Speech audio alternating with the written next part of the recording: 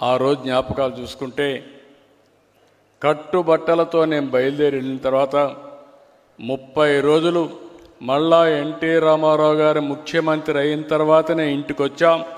నేను ఒక్కడనే కాదు, నాలాంటి వాళ్ళు కొన్ని లక్షల మంది త్యాగాలు చేశారు, జైళ్ళకి వెళ్ళారు, పోరాటాలు చేశారు.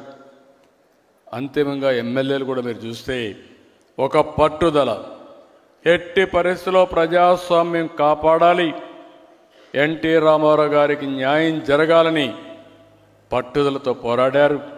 సాధించామని చెప్పి కూడా నేను మీకు తెలియజేస్తున్నా. ఓసారి బాధ ఆవేదన కలుగుతుంది. అదే సమయంలో మా అత్తగారికి అయితే క్యాన్సర్ కూడా ఉండేది. ఈయనకు హార్ట్ ఆపరేషన్ అయింది, ఆవిడకి క్యాన్సర్ ఉంది. ఆ తర్వాత ఈయన ముఖ్యమంత్రి అయిన తర్వాత ఆవిడ చనిపోయే పరిస్థితికి వచ్చారు. ఇది కుటుంబంలో ఒకసారి తలుచుకుంటే చాలా బాధ, ఆవేదన. అదే సమయంలో ఎన్టీ రామారావు గారి పట్టుదల చూస్తే తెలుగు జాతి, అందుకే ఎన్టీ రామారావు గారు చిరస్థాయిగా తెలుగు జాతి ఉన్నంత వరకు తెలుగువారి గుండెల్లో ఉండిపోతారు. అది ఆయన పోరాడినటువంటి పోరాట పటిమ. అలాంటిది మనం ఎవ్వరూ మర్చిపోలేం. తప్పకుండా మన ప్రయత్నాలు మనం చేస్తూనే ఉంటాం. ఈ దేశంలో భారతరత్న ఎన్టీ రామారావు గారికి ఇవ్వాలని అనునిత్యం పోరాడుతా వచ్చే వరకు, సాధించే వరకు ఈ పోరాటం ఆగదని మరొకసారి మీ అందరికీ విజ్ఞప్తి చేస్తున్నా. అందుకే తమ్ముళ్ళు ఎన్ని గుర్తుపెట్టుకుంటే డెఫినెట్గా మనం అది ఈ రోజా రేపా ఎల్లుండా తప్పకుండా ఎన్టీ రామారావు గారికి భారతరత్న వస్తుంది. దానికోసం పోరాటం చేస్తాం, సాధిస్తాం. ఈరోజు ఇంకో పక్క మనం చూస్తే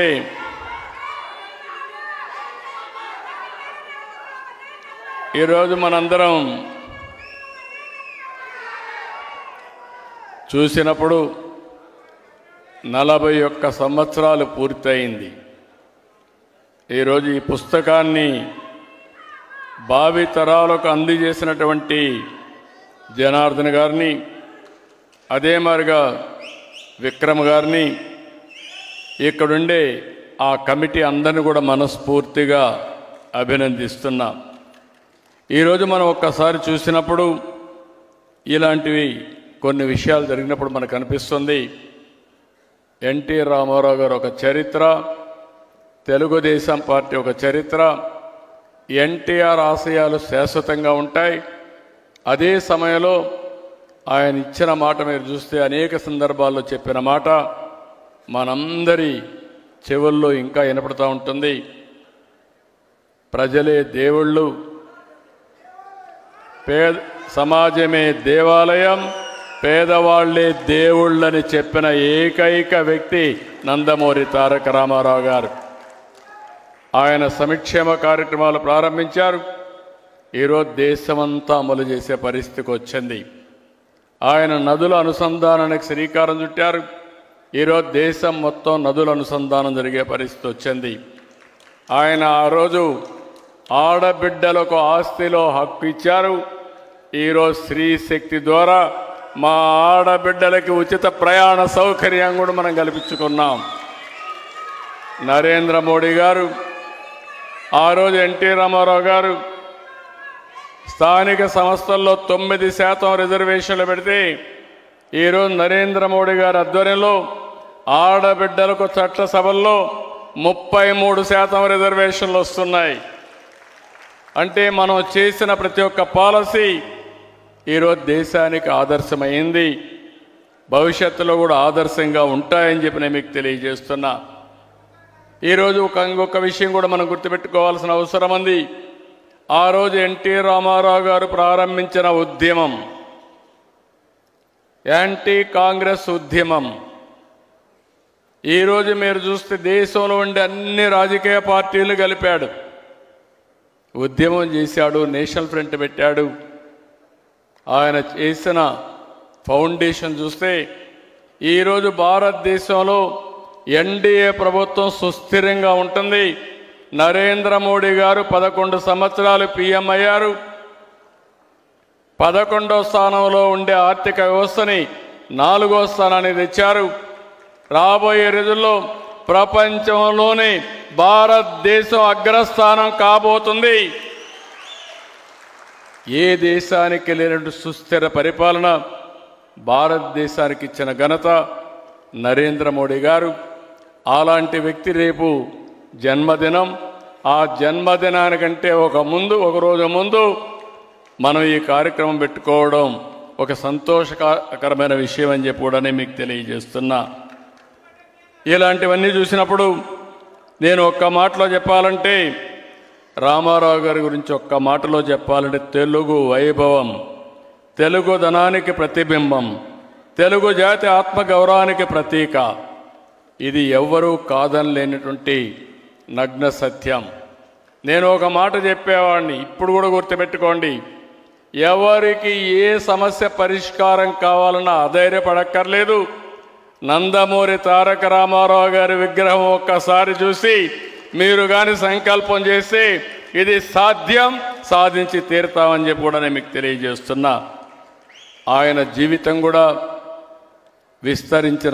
వడ్డించిన విస్తరి కాదు.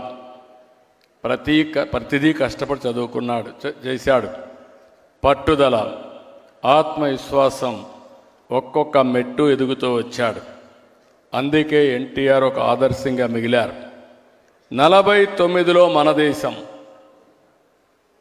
నటుడిగా క్యారియర్ మొదలుపెట్టాడు. పాతాళ భైరవి, మాయా బజార్, లవకుశ, దానవీర సూరకర్ణ, గుండమ్మ కథ, ఇలా ఎన్నో మరుపురాని చిత్రాలు నటించాడు. దేవుళ్ళు చూడలేదు కానీ శ్రీరాముడు ఎట్టుంటాడో, శ్రీకృష్ణుడు ఎట్టుంటాడో, కర్ణుడు ఎట్టుంటాడో చూడాలంటే అది ఎన్టీఆర్ రూపంలోనే మనం చూస్తున్నామని చెప్పి కూడా నేను మీకు తెలియజేస్తున్నా. సినిమాల్లోనే కాదు, ఒక రాజకీయాల్లో ఒక ఆదర్శ నేత. ఏ దేశానికి సంక్షేమ కార్యక్రమాలు ఇవ్వచ్చని చెప్పినటువంటి నాయకుడు నందమూరి తారక రామారావు గారు.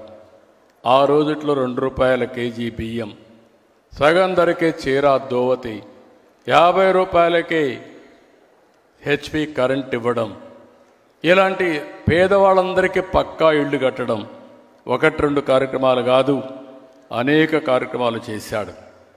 అందుకే మనం అందరం గుర్తుపెట్టుకోవాలి, ఎన్టీఆర్ అంటే రాజకీయాల్లో ఒక సంచలనం, ఎన్టీఆర్ అంటే ఒక ఉత్తేజం, ఉత్సాహం, ఎన్టీఆర్ అంటే ఆవేశం, ఆత్మాభిమానం, ఎన్టీఆర్ అంటే రామరాజ్యం, పేదల సంక్షేమం, ఎన్టీఆర్ అంటే నాటికి నేటికి ఎప్పటికీ తెలుగు జాతి వైభవం. అందుకే ఆలోచిస్తున్నాం, అమరావతిలో ఎన్టీ రామారావు గారు శాశ్వతంగా గుర్తుండే విధంగా తెలుగు భాష కూడా ప్రాచీన భాషగా డిక్లేర్ చేశారు. ఈరోజు మన వెంకయ్యనాయుడు గారి యొక్క కృషితో నెల్లూరులో సెంటర్ పెట్టారు. కానీ వారు కూడా మనం ఒక మాట అన్నారు, దాన్ని డెవలప్ చేయాలని. వారు అనుమతిస్తే ఆ సెంటర్ కూడా తీసుకొచ్చి తెలుగు వైభవం పేరుతో ఎన్టీఆర్ విగ్రహం పెట్టి పెద్ద ఎత్తున తెలుగు భాషకి, తెలుగు ప్రాచీన భాషగా దీన్ని భావితరాలకు అందించే బాధ్యత తీసుకుంటామని చెప్పి కూడా నేను మీకు తెలియజేస్తున్నా. ఈరోజు గుజరాత్లో సర్దార్ వల్లభాయ్ పటేల్ విగ్రహాన్ని పెట్టారు. అదే తరహాలో తెలుగు జాతి గుర్తుండే విధంగా మన ఎన్టీ రామారావు గారు విగ్రహం పెట్టి తెలుగు జాతికి కష్టపడిన ప్రతి ఒక్కరిని గౌరవించేట్టుగా చేస్తామని చెప్పి నేను మీకు తెలియజేసుకుంటూ, ఆయన ఎప్పుడూ ఒకటే చెప్పేవాడు, భాష మీద జాతి మీద అభిమానం ఉండే వ్యక్తి ఎన్టీ రామారావు గారు. నేను అందుకే ఆయన తరపున మీ అందరికీ, ఆయన మన దగ్గర లేరు కానీ ఆయన ఆశయాలు మన దగ్గర ఉన్నాయి, ఆయన సంకల్పం మన దగ్గర ఉంది. ప్రపంచంలోనే తెలుగు జాతిని నెంబర్ 1 చేసే బాధ్యత తెలుగుదేశం పార్టీ తీసుకుంటుందని చెప్పి మీ అందరికీ విజ్ఞప్తి చేస్తూ, ఇప్పుడే మీరు చూశారు. ఆ రోజు ఒక ఉద్యమం చేస్తే 2024లో సైలెంట్ ఉద్యమం. నేను చాలా ఎన్నికలు చూశాను, కానీ 94% స్ట్రైక్ రేట్తో 57% ఓట్లతో గెలిపించిన ఏకైక ఎన్నిక ఆంధ్రప్రదేశ్ చరిత్రలో 2024. అది ఎన్డీఏ పై నుండి అభిమానం. ఆ అభిమానాన్ని శాశ్వతంగా ఇక్కడికి వస్తే మిమ్మల్ని అందరినీ చూస్తున్నా, ఇక్కడుండే మీరే కారణం. మీరందరూ సమిష్టిగా పనిచేసి అఖండ విజయాన్ని సాధించిన మిమ్మల్ని అందరినీ మరొక్కసారి మనస్ఫూర్తిగా అభినందిస్తూ, ఈరోజు మన నాయకుడిని మనం గుర్తుపెట్టుకుని మళ్ళీ భావితరాలకు అందించే విధంగా ఆయన చరిత్రని ముందుకు తీసుకుపోవాలని చెప్పి మిమ్మల్ని అందరినీ కోరుకుంటూ, ఈరోజు ఈ కార్యక్రమానికి ఇచ్చేసిన మిమ్మల్ని అందరినీ పేరు పేరున అభినందిస్తూ, ఈరోజు చాలామంది నాయకులు వచ్చారు, వాళ్ళందరికీ మనస్ఫూర్తిగా అభినందనలు.